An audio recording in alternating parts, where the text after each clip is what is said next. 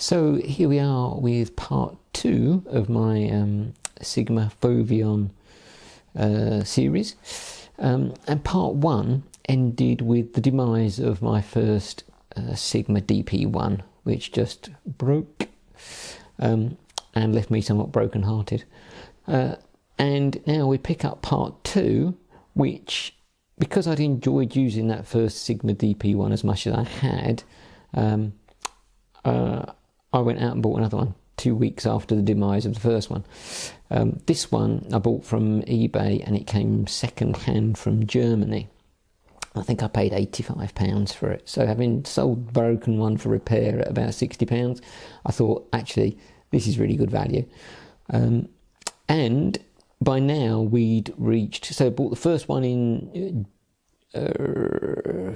2009, June 2009 I think it was, and this one I bought in June 2015. So the first one had lasted me sort of 5 to 6 years, so probably okay, but not many shots, as I'd said in the previous video. Again, I'll post up some images as I'm talking, so you can see some images from this second DP1 camera, my second attempt. The camera, again, I absolutely loved it.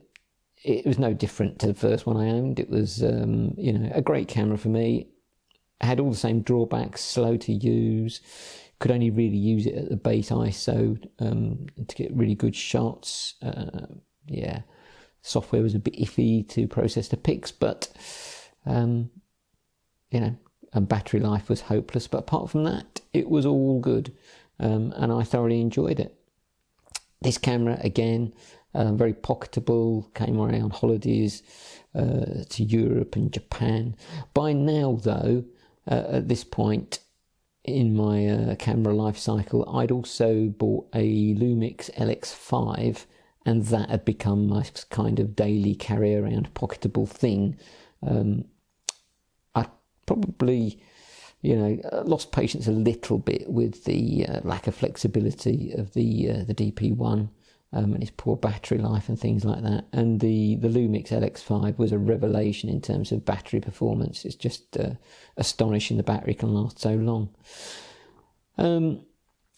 So this second DP1 lasted until November 2017, so it lasted 2 and a bit years. And it broke in exactly the same way as the previous one, i.e. the lens, switched it on, the lens extended, and then the camera closed down and would not restart. This camera had taken 1,468 images by this point in time, so, you know, I was getting a little bit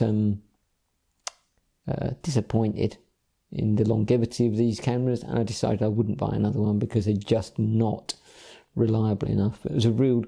What was also a real disappointment was that this one broke on holiday in Japan at a place called Kamikochi, which is kind of a natural...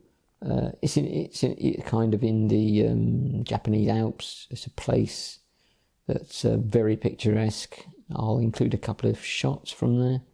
And it's just a real shame that you know, the camera gave up at that point. I had other cameras with me, so, you know, the slack was taken up, but it would have been ideal to have continued taking a few pictures with the DP1. It was not to be.